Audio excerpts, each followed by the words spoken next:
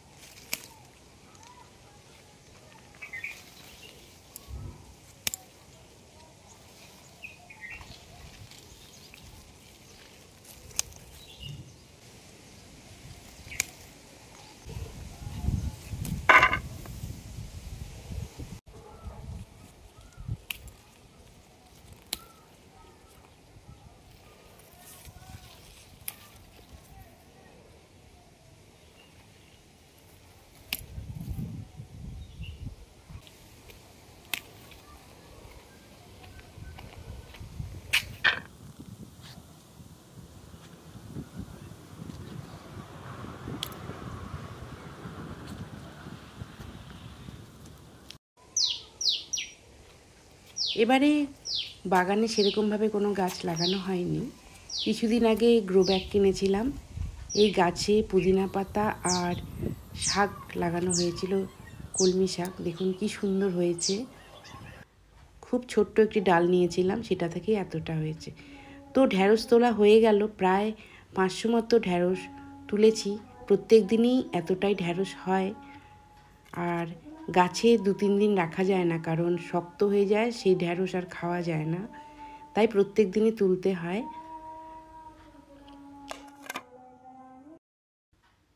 Half কেজির মতো ঢ্যাঁড়স হয়েছে মনে হয়, যদিও আমি ওজন করে দেখিনি, হয়তো বেশিও হতে পারে। তো এবারে কিছু লঙ্কা তুলবো। দেখুন কালো লঙ্কা হয়েছে, গাছ ভরে গেছে, এত লঙ্কা হয়েছে। আর খুবই ঝাল এই লঙ্কা। তো আজকে কিছু লঙ্কা তুলবো, আর তুলবো লেবু। তাহলে ভিডিওটি দেখতে থাকুন।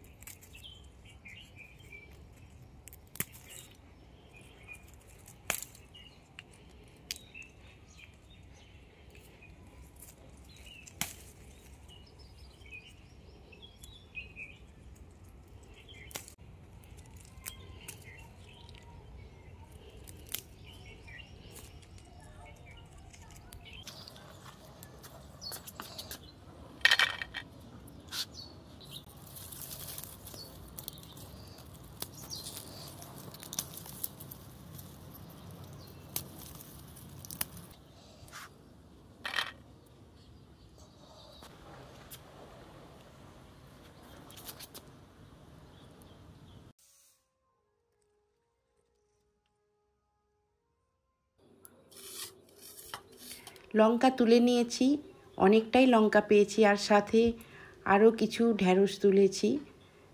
এগুলো গাছে ছিল, তুলে ফেললাম। আর এই যে একদম টাটকা লঙ্কা, খুবই ঝাল এই লঙ্কা। আর পাখি এসে প্রচুর লঙ্কা খেয়ে যায়, তা সত্ত্বেও প্রচুর লঙ্কা আমি তুলি। এবারে চলে এলাম লেবু গাছের দিকে।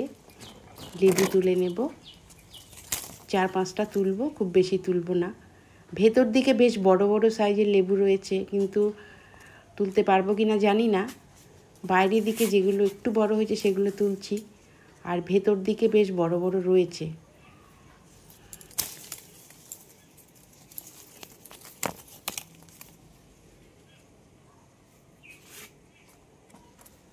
আর এই দিকটায় এই যে মাটি দিয়ে পলিথিন দিয়ে বেঁধে দেওয়া হয়েছে কলম করার জন্য লেবু গাছে। বেশ কয়েক জায়গায় করা হয়েছে, দেখা যাক হয় কি না।